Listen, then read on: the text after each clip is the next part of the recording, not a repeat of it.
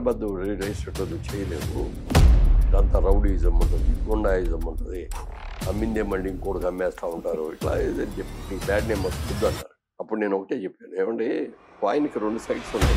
మురళీమోహన్ గారు ఆయన ఈ జర్నీ ఎక్కడి నుంచి మొదలు పెట్టారని చెప్పేసి ఈరోజు మాట్లాడుతున్నాం. ఇంటర్మీడియట్ ఫెయిల్ అయింది, ఇంకోసారి ట్రై చేశాను, మళ్ళీ ఫెయిల్ అయ్యాను. ఇది వదిలే మనకి ఇది పడదాం, మనం బిజినెస్ లైన్గా ఆలోచిస్తున్నాం. అయితే అప్పటికి ఏమైపోయిందంటే బిజినెస్ చేద్దామంటేనేమో డబ్బులు లేవు, ఉద్యోగం చేద్దామంటే డిగ్రీ. అబ్బాయి బుద్ధిమంతుడు కష్టపడి పని చేస్తాడు, ఇంకా అంతకంటే కావాల్సిన డిగ్రీ ఇచ్చిందే కదా అని చెప్పి వాళ్ళు అమ్మేసి 1 డిగ్రీలో డబ్బులు తీసుకొచ్చారు. అక్కడి నుంచి నేను సినిమాకి అంటే సినిమాకి అంటే కూడా నాకు మొదటి నుంచి సినిమా మీద ఇంట్రెస్ట్ ఉంది కూడా లేదు. లైఫ్ సలహా తీసుకున్నాను, సక్సెస్ అయితే వెళ్ళనుకుంటున్నాను, కావాల్సి పడతాను. నేను ఎవరి దగ్గరికి వెళ్ళి ఆల్బమ్ తీసుకెళ్ళేవాడిని, నా ఫోటోలు ఇవ్వండి, నా రాసే ఉండండి. ఏ సినిమా సార్ అది? జగమే మాయ అని. సినిమా బిజినెస్కి దీనికి రెండింటికి తేడా ఏంటి చెప్తారా సార్? సినిమా బిజినెస్ అనేది రిస్క్తో కూడుకున్నాను. సినిమా బాగుంటే అట్రఫాట్ ఫైల్ అయినప్పుడు ఎవరి దగ్గరికి వస్తుంది. మూవీ మేకింగ్ ఎకనామిక్స్ మారిందనుకుంటాను. ఇదివరకు తెలుగు సినిమా అనేది ఒక రీజనల్ లాంగ్వేజ్ సినిమా. మరి బాహుబలి, లక్కీ, ఆర్ఆర్ ఈ సినిమాలు వచ్చిన తర్వాత వరల్డ్ మార్కెట్. ఇవాళ హైదరాబాద్లో తెలుగు సినిమాని హిందీ వాళ్ళు కూడా పరిగెత్తుంది. సినిమా నుంచి బిజినెస్ ముందు కూడా బిజినెస్లో ఉన్నారు. రియల్ ఎస్టేట్ కానీ కన్స్ట్రక్షన్ బిజినెస్ ఎప్పుడు డిసైడ్ చేశారు? సినిమాల్లో ఉన్నప్పుడు రోజు సోమబాబు గారు అడిగారు, కానీ మీరు ఎప్పుడైతే అయిందా 2 కంపెనీలు మూతపడిపోయి వాళ్ళ అప్పుడు కూడా నేను చెప్పాల్సి వచ్చింది అని. శోభన్ బాబు గారు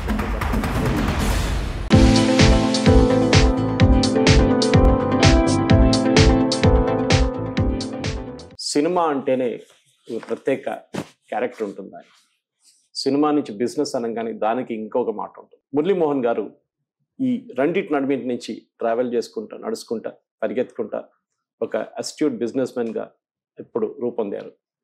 కానీ ఆయన ఈ జర్నీ ఎట్లా ఉండేది, ఎక్కడి నుంచి మొదలు పెట్టారని చెప్పేసి ఈరోజు మాట్లాడదాం. మురళీమోహన్ గారు నమస్కారం sir. Thank you very much for speaking to Hypes. ఇంకా సార్ మీ దగ్గర అడిగే ప్రశ్న అడిగేటప్పుడు చాలా సింపుల్ క్వశ్చన్ సార్, అందరి దగ్గర అడుగుతాను ఇప్పుడు, ఎందుకంటే చాలా మందికి ఇన్స్పిరేషన్ ఉంటుంది. చిన్న చిన్న ఊరు నుంచి వచ్చాం మన అందరం. ఎట్లా పెరిగారు, ఎక్కడి నుంచి, మీ ఊరు ఎక్కడుంది, సింపుల్గా చెప్పచ్చు సార్. మాది యాక్చువల్గా వెస్ట్ ఆంధ్రప్రదేశ్ అండి. అందులో వెస్ట్ గోదావరి డిస్ట్రిక్ట్ అని ఉండేది. ఇప్పుడు డివిజన్ మాది పేర్లు ఇవన్నీ. ఏలూరు పక్కనే, ఏలూరు హెడ్ క్వార్టర్స్ వెస్ట్ గోదావరికి. ఇప్పుడు ఏలూరు జిల్లా చేశారు దాన్ని. దానికి ఆనుకొని ఉంటుంది మాది ఆల్మోస్ట్ విలేజ్, చాటపల్లి అనే విలేజ్. ఇది ఆల్మోస్ట్ ఇప్పుడు అది ఏలూరు ఇది అంతా కలిసిపోతుంది, ఒక పేటలాగానే ఉంటుంది అది. ఓకే. సో చిన్నప్పుడు హై స్కూల్ ఎడ్యుకేషన్ వరకు అక్కడే చదువుకున్నాం. కాలేజీ ఎడ్యుకేషన్ వచ్చాక ఏలూరులో చదువుకున్నాం. అంటే నాకు చిన్నప్పటి నుంచి కూడా ఏదో ఇంజనీర్ అవ్వాలి, డాక్టర్ అవ్వాలి అనే ఆలోచన లేవు నాకు. ఓకే.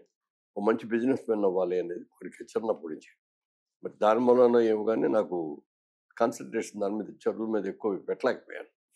ఇంటర్మీడియట్ ఫెయిల్ అయింది, ఇంకోసారి ట్రై చేశాను, మళ్ళీ ఫెయిల్ అయ్యాను. ఇది వదిలే మనకి ఇది పడదాం, మనం బిజినెస్ లైన్గా ఆలోచించుకుందాం. అయితే అప్పటికేమైపోయిందంటే బిజినెస్ చేద్దామంటేనేమో డబ్బులు లేవు, ఉద్యోగం చేద్దామంటే డిగ్రీ లేదు. ఏం చేయాలని ఆలోచిస్తున్నప్పుడు ఒక ఆఫర్ వచ్చింది. అది మా రిలేషన్, బాగా క్లోజ్ రిలేషన్ అండి. వాళ్ళకి ఏలూరులో హెడ్ క్వార్టర్స్లో చాలా పెద్ద బిజినెస్ ఉంది, అగ్రికల్చర్ ఇంజనీరింగ్ సంబంధించి tractors, oil engines, electric Motors వీటికి సంబంధించి కిసాన్ ఇంజనీరింగ్ కంపెనీ అని దాని పేరు అనమాట. ఓకే. ఏలూరులో బాగా ప్రామినెంట్ అది. వాళ్ళు విజయవాడలో బ్రాంచ్ పెట్టాలనుకొని నాకు ఆఫర్ ఇచ్చారు, నువ్వు వర్క్ చేస్తావు, వర్కింగ్ పార్ట్నర్గా వస్తావా అంటే వస్తానన్న. నెలకు 100 రూపాయలు జీతం ఆ రోజుల్లో, 15 పైసలు ప్రాఫిట్స్లో షేర్. ఓకే. సరే, అది నాకు అంతకంటే ఇంకా వేరే దారులు కూడా లేదు. ఓకే, ఇమ్మీడియట్గా ఒప్పుకున్నాను. ఆ లైన్ కూడా నాకేంటో తెలియదు అసలు. ఇంజనీరింగ్ ఇది మోటార్లు ఏంటో, ఆయిల్ ఇంజన్స్ ఏంటో, పంప్ సెట్స్ ఏంటో, బోర్వెల్స్ ఏంటో ఏం తెలియదు. బట్ ఏదైనా చెయ్యాలనే ధైర్యం మనసులో ఉంది, బిజినెస్ మ్యాన్ అవ్వాలనే ధైర్యం. విత్ ఇన్ ఫ్యూ మంత్స్లో దాని లైన్ అంతా తెలుసుకున్నాను, స్టార్ట్ చేసాం. బిజినెస్ చాలా బాగా డెవలప్ అయింది. ఒక స్టేజ్ వచ్చిన తర్వాత నాకు ఈ ఆఫర్ ఇచ్చి ఎంత చేసి మా చిన్నాన్నగారు అనమాట, ఆ ఫాదర్కి కోసనిల్ల జిఎం చౌదరి గారు అని ఆయన, ఆయన ఒక రోజు ఏమన్నా అంటే నా షేరు ఇచ్చేస్తాను, ఎవరు అడుగుతున్నారు, ఇచ్చేద్దాం అనుకుంటున్నాను, నువ్వు తీసుకుంటావు అంటే నీకు ఇస్తాను అన్నాడు. ఓకే. నా దగ్గర డబ్బు క్యాపిటల్ ఉంటే నేను ముందే మొట్టమొదటి తీసుకుని ఉండేవాడిని కదండి. నా దగ్గర క్యాపిటల్ లేదు, నాకు వద్దండి. ఆ తర్వాత ఇంటికెళ్ళి కూర్చొని అప్పుడు మ్యారేజ్ అయింది, అప్పుడే 1 సంవత్సరం 6 నెలల క్రితం, సంవత్సరం క్రితం. ఇంటికెళ్ళి ఆలోచిస్తే ఏం చేద్దాం ఏం చేద్దాం ఈ ఆఫర్ అని అనుకుంటున్నాం. మా వైఫ్ నన్ను వాచ్ చేస్తాను, ఏదో సీరియస్గా ఉన్నారు ఇవాళ, ఏదో ఆలోచిస్తారు, ఏదో పరధ్యానంగా ఉన్నారు. అడిగింది, అడిగితే ఏం లేదు ఏం లేదన్న, లేదు ఏదో సంథింగ్ డిఫరెన్స్ చెప్పండి అంటే, ఇట్లా ఆఫర్ ఇచ్చారు నాకు ఆయన, నా దగ్గర డబ్బులు లేకుండా నేను ఆఫర్ ఎలా తీసుకుంటాను, ఆయన నాకు వారం రోజులు టైం ఇచ్చారు, వారం రోజుల్లో నువ్వు తీసుకుంటే వెళ్ళండి, తీసుకుంటే వేరే వాళ్ళు అడుగుతారు వాళ్ళకి ఇచ్చేస్తాను అన్నారు. తీసుకుందాం ఉంది, తీసుకుందాం అంటే డబ్బులు కావాలి కదా, పెట్టుబడి లేకుండా ఎట్లా అంటే, మా పేరెంట్స్ నాకు 5 ఎకరాల పొలం ఇచ్చారు ఆడపిల్ల ఆస్తి, కానీ అది అమ్మేద్దామండి, అది అమ్మేసి అది పెట్టండి, యాక్సెప్ట్ చేయలేం. ముందు ఆడపిల్లలకి ఇచ్చే తల్లిదండ్రులు రేపు పొద్దున్న ఏదైనా కూడా అమ్మాయికి ఒక ఆస్తి అనేది ఒక గ్యారంటీ, మినిమం గ్యారంటీ అనేది ఉండాలి రేపు ఇస్తారు. ఐ డోంట్ యాక్సెప్ట్ అన్నా సరే నన్ను కన్విన్స్ చేసి వాళ్ళ పేరెంట్స్తో మాట్లాడి ఇమీడియట్గా వాళ్ళు, అబ్బాయి బుద్ధిమంతుడు కష్టపడి పని చేస్తున్నాడు, ఇంకా అంతకంటే కావాల్సింది మీకు ఇచ్చిందే కదా అని చెప్పి వాళ్ళు అమ్మేసి 1 వీక్లో డబ్బులు తెచ్చిస్తారు. దాంతో 50% షేర్ హోల్డర్, 15 పైసలు వర్కింగ్ షేర్లోంచి ఇంకో 5 పైసలు తీసుకొని 50% షేర్ హోల్డర్ అయింది. అక్కడి నుంచి బాగా దేదీప్యమానంగా చేస్తాం. అది అమరావతి ఇప్పుడు ఇవాళ ఆంధ్రప్రదేశ్ క్యాపిటల్ అమరావతి, ఆ ఏరియా అంతా మోటార్లు నేనే ఇచ్చాను. ఓకే. చాలా మోటార్స్, బోర్వెల్స్ ఇవన్నీ, అలాగే ఆయిల్ ఇంజిన్స్ కూడా కరెంట్ లేని చోట ఇప్పుడు కిర్లోస్కర్ ఆయిల్ ఇంజిన్స్కి మేము ఏజెంట్స్, అలా క్రాంప్టన్ మోటార్స్కి, అలాగే పిఎస్జి కోయంబత్తూరు ప్రొడక్ట్స్, వాటికి ఇట్లా డిఫరెంట్ చేసాం. బిజినెస్ బాగా చేసాం, బాగా కష్టపడ్డాను. విత్ ఇన్ 5 yearsలో ఒక గుడ్ స్టేజ్ వచ్చింది. ఓకే. వచ్చిన తర్వాత నాకు సరదాగా నాటకాలు, ఇటువంటి సరదా కాబట్టి నాటకాలు, ఖాళీ టైంలో నాటకాలు సో అక్కడి నుంచి మీరు సినిమాకి మూవ్ అయ్యారు స్లోలీగా. అంటే సినిమాకి అంటే కూడా నాకు మొదటి నుంచి సినిమా మీద ఇంట్రెస్ట్ కూడా లేదు. అప్పటికే మా ఫ్రెండ్స్ కొంతమంది ఆఫర్ ఇచ్చారు, సో వద్దులే వద్దులే అన్నాను. తర్వాత సీరియస్గా ఒకసారి అడిగితే కూడా చెప్పాను, నేను బిజినెస్ బాగుంది, నాకు బిజినెస్ మీద ఇంట్రెస్ట్, దీన్ని వదులుకొని అక్కడికి ఎందుకు వస్తాను, రాను అని చెప్పి వెళ్ళా.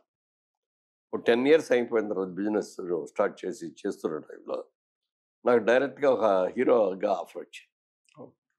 ఓ ప్రామినెంట్ ప్రొడ్యూసర్ దగ్గర, చట్టూరు పూర్ణచంద్రరావు గారు అని. అప్పటికే ఆయన హిందీ సినిమాలు, తెలుగు సినిమాలు అన్నీ చాలా తీశారు, తమిళ్లోను. రెగ్యులర్ ప్రొడ్యూసర్, బిగ్ ప్రొడ్యూసర్ ఆయన. ఇట్లా కొత్త వాళ్ళతో సినిమా తీద్దాం అనుకుంటున్నాను, ఒక హీరో, ఒక విలన్, 2 కొత్త యాక్టర్లు, 2 కొత్త హీరోయిన్లు, నలుగురితో పెట్టి తీస్తారంటే నేను టెంప్టింగ్గా అనిపించింది ఆఫర్.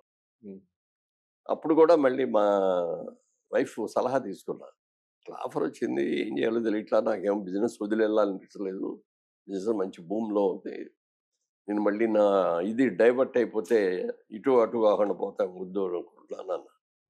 లేదంటే మీరు ట్రై చేస్తే వచ్చింది కాదు కదా ఆఫర్, అది మీకు డైట్ వెతుక్కుంటూ వచ్చింది. కరెక్ట్.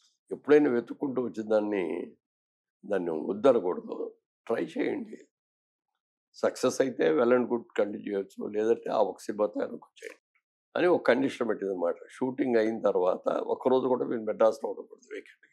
ఎవరి దగ్గరికి అంతా మెడ్రాస్ జరిగేది ఆ టైంలో. అప్పుడు షూటింగ్లు అన్ని మెడ్రాస్లోనే ఉండేవి, మేమందరం ఉంటాం కూడా మెడ్రాస్లో. ఎవరి దగ్గరికి వెళ్ళి ఆల్బమ్ తీసుకెళ్ళేవాడిని, నా ఫోటోలు ఇవ్వండి, నాకు వేషం ఉండండి మీరు అడగకూడదు. ఓకే. ఇలాంటి కండిషన్స్ పెట్టారు. గుడ్.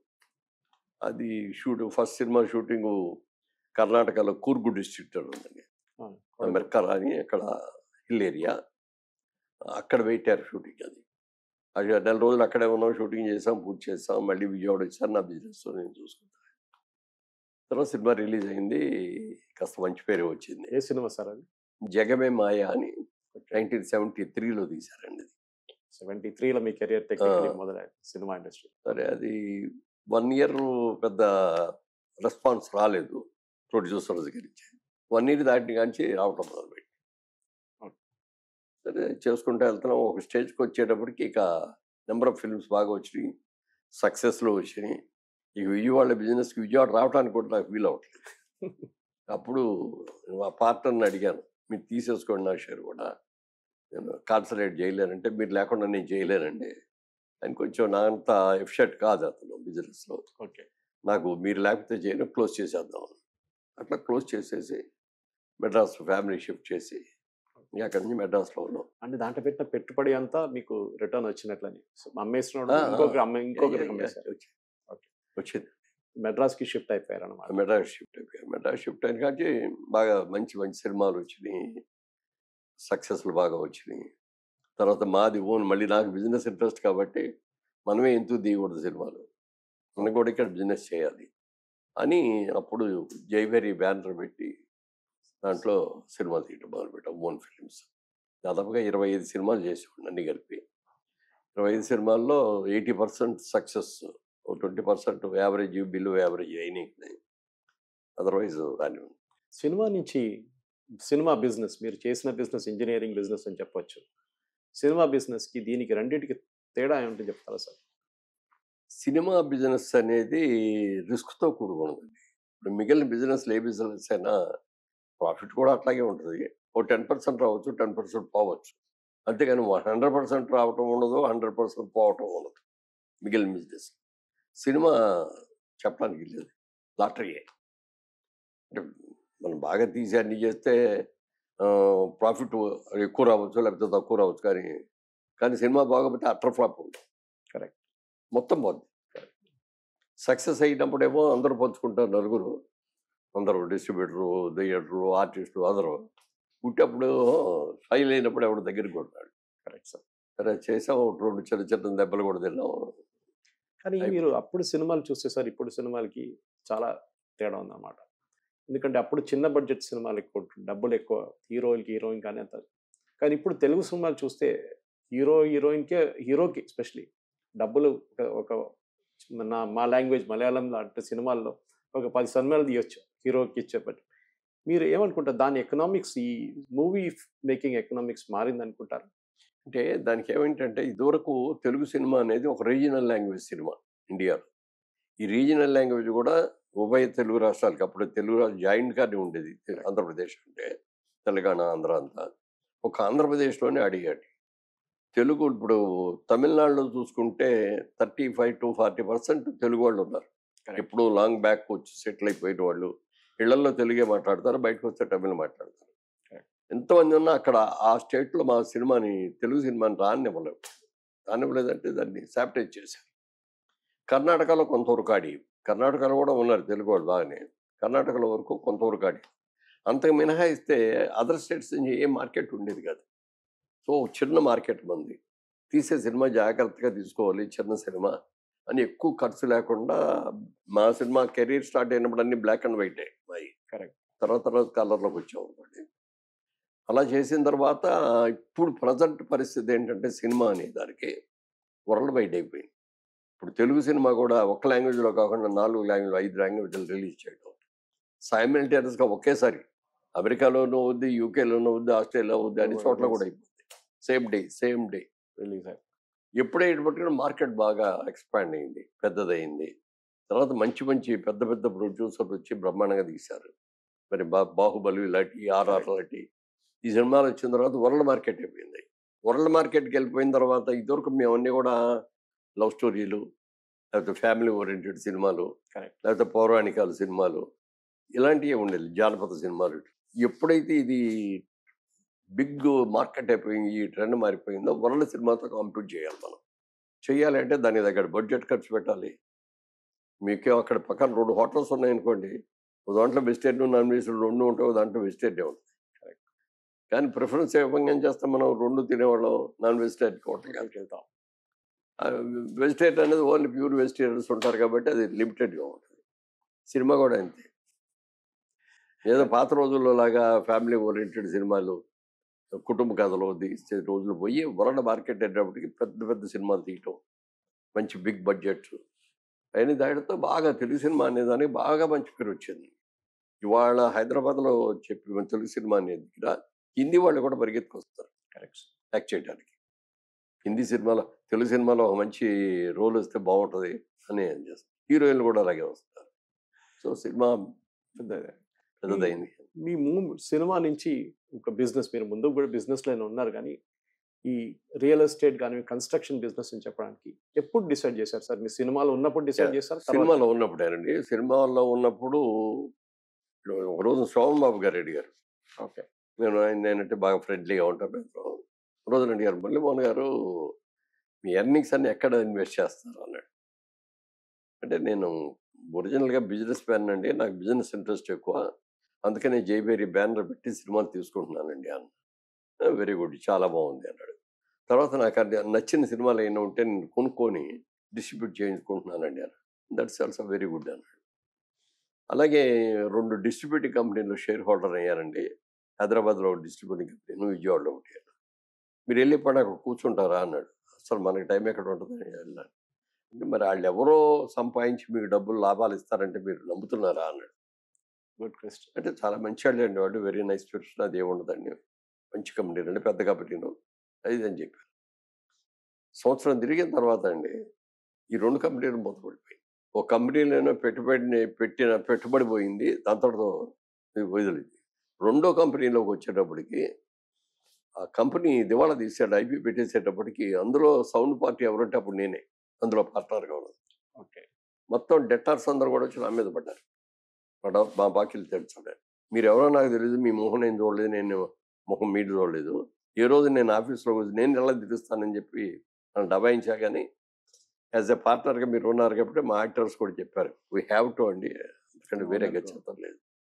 అప్పుడు వాళ్ళందరినీ కూర్చోబెట్టి ఇవి ఎంత ఇచ్చారో చెప్పండి, నాకు ఏ డేట్ ఇచ్చారో ఎంత ఇచ్చారు. నో ఇంట్రెస్ట్ అనేది లేదు, జీరో ఇంట్రెస్ట్కి మీ ఒరిజినల్ క్యాపిటల్లో 50% నేను ఇవ్వగలను నా కెపాసిటీ బట్టి, అంతకు మించి నేను ఇవ్వలేను.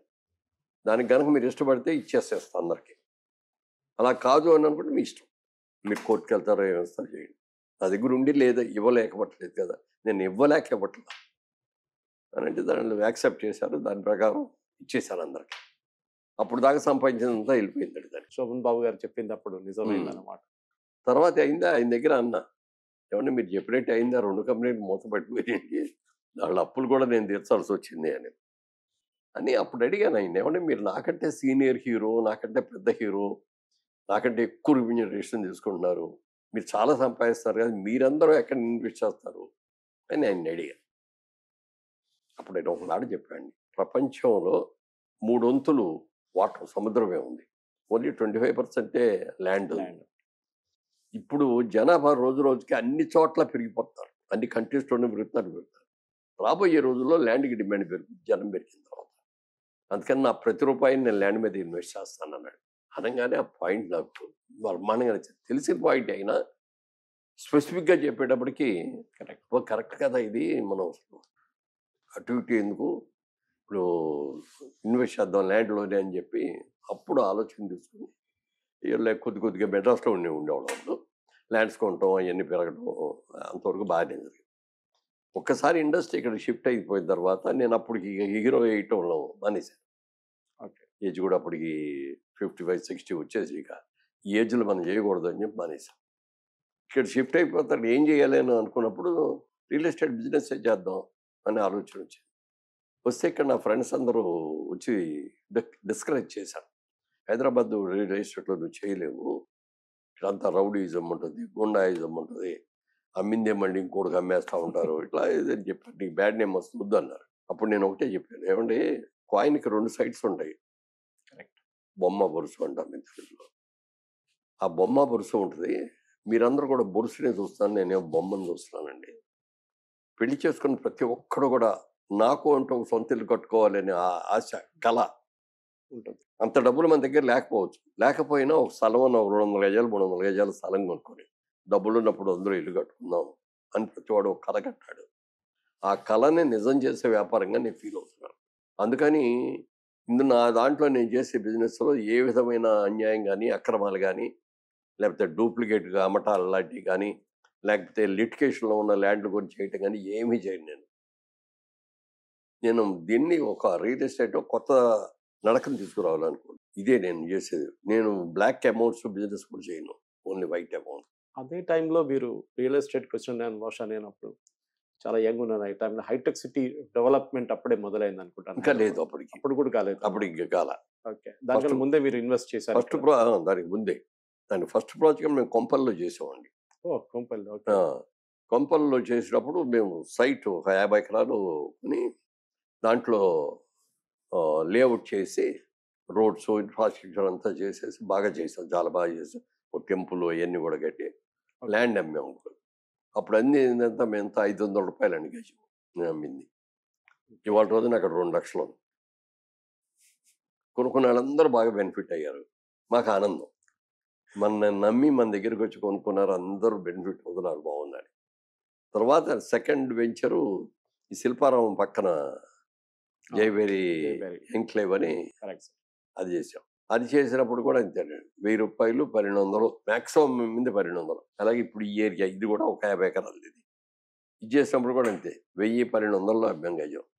వాడు 3 లక్షల దాకా ఉంది. ఏ ఇయర్ సార్ అది, ఏ సంవత్సరం అది? అదే ఎర్లీ 20s. అంటే 24 సంవత్సరాలు ఇంత పెరిగిందన్నమాట, ఆల్మోస్ట్ 20 సంవత్సరాలు.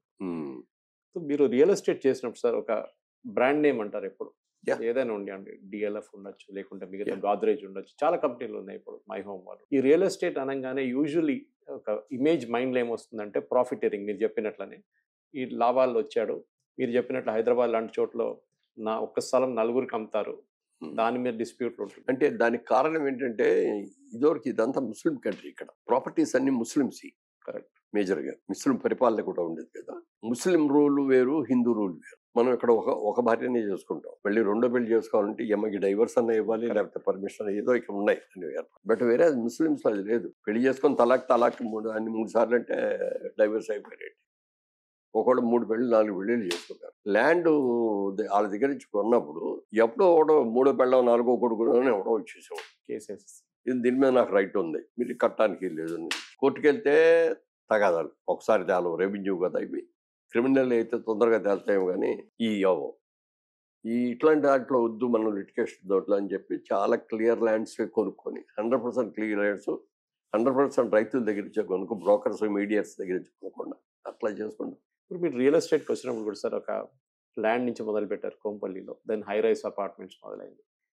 ఒక టైంలో మీరు మాల్స్ కూడా, అది కూడా బిజినెస్ చాలా చేస్తున్నారు. రియల్ ఎస్టేట్ అనగానే ఇప్పుడు భారతదేశంలో మన మేజర్ సిటీస్ హైదరాబాద్, ఇక్కడ కూడా చాలా మటుకు డెవలప్మెంట్ అవుతుంది. హైదరాబాద్ అడ్వాంటేజ్ ముంబై లాగా కాకుండా ప్లాటో, మనం ఇక్కడ నుంచి 100 కిలోమీటర్లు అయినప్పటికీ ఏంటంటే పక్కంతా సముద్రం, ఇంకా ఎక్స్టెండ్ లేదు. ఇక్కడ అది కాదు, ఇక్కడ 360 degrees మీరు ఎటన్నా వెళ్ళొచ్చు ఇక్కడ హైదరాబాద్ లో. సో ఈ రియల్ ఎస్టేట్ బిజినెస్ చేసిన తర్వాత మీకు మిగతా రియల్ ఎస్టేట్ వాళ్ళతో కూడా మీరు మాట్లాడుతుంటారు, మీరు క్రెడా లాంటి ఆర్గనైజేషన్స్ మీద ఒక కస్టమర్ ఫీడ్బ్యాక్ నుంచి యూజువల్లీ ఏం చెప్తారు కస్టమర్స్? ఇప్పుడు రియల్ ఎస్టేట్ వాళ్ళు ఏం చూస్తారు? అసలు ముందు మనలో ఒక మార్పు రావాలి అనేది ఆలోచించి, ఇక్కడ అనార్గనైజ్డ్ బిజినెస్ ఇది, ఎవరికాడే చేస్తాడు, రూల్ రెగ్యులేషన్స్ లేకుండా చేస్తారు. అలా కాదు అని చెప్పి అప్పుడు Andhra Pradesh real estate developers association ఒక అసోసియేషన్ ఫామ్ చేయించి, మన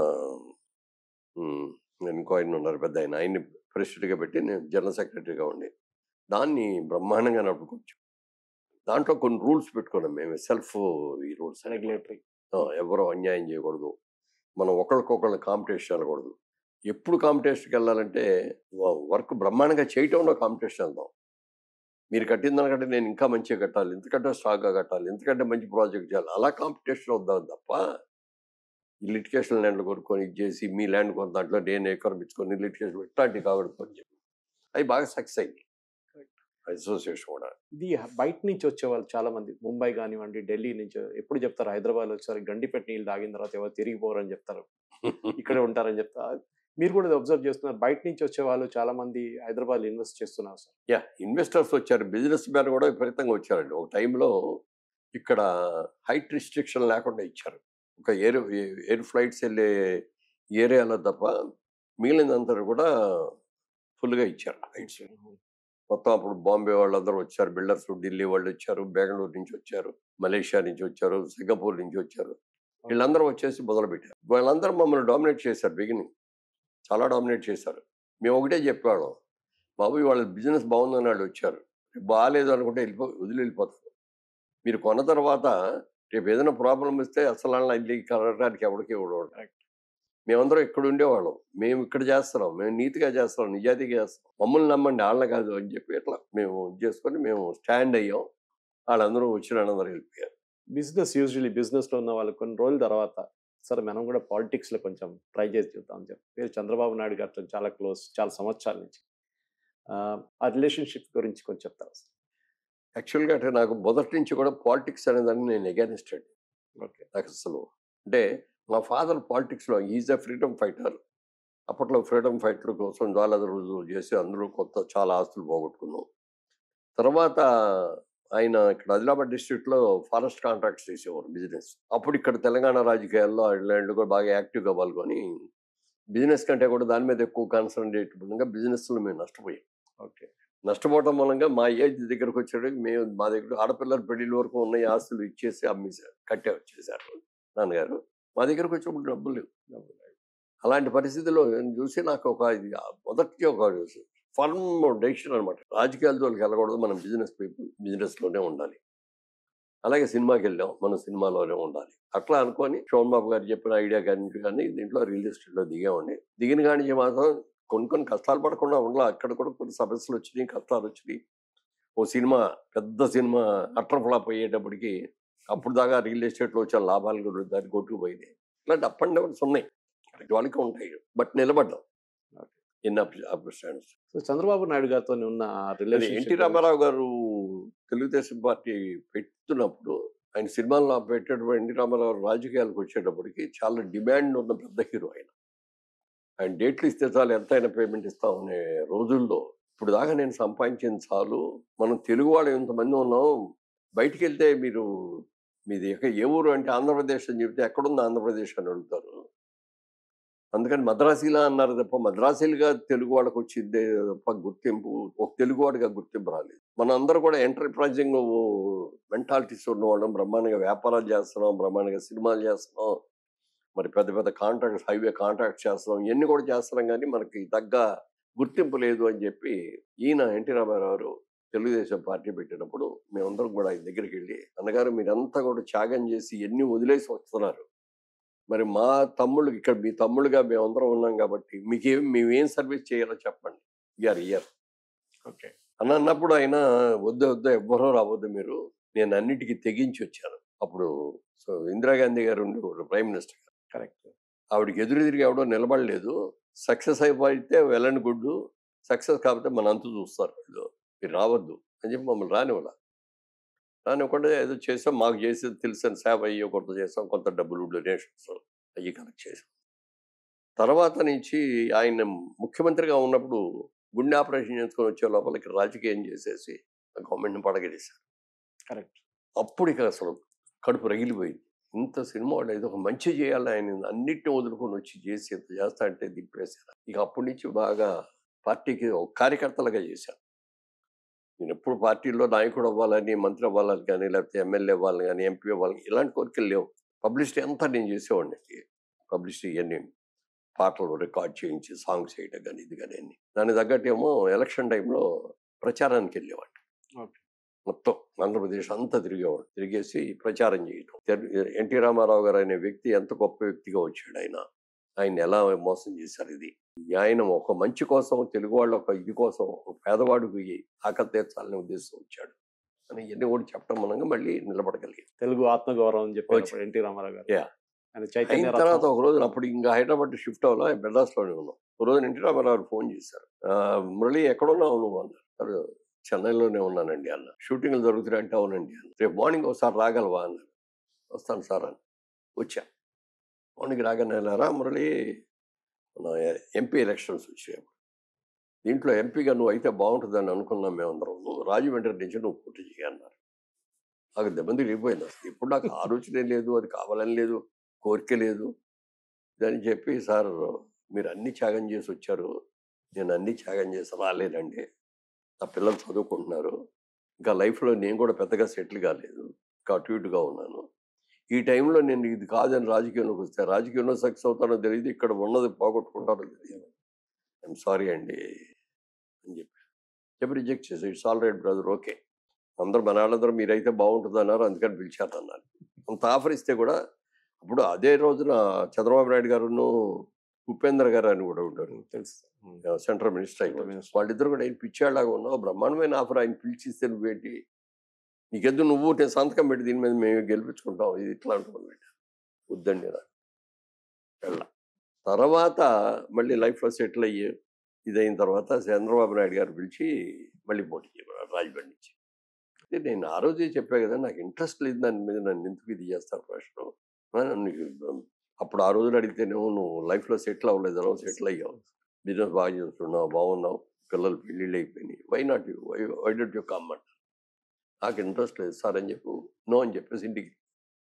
అప్పుడు కోడెల శివప్రసాద్ గారు మన మినిస్టర్, హోమ్ హోమ్ మినిస్టర్, మినిస్టర్గా ఉన్నారు.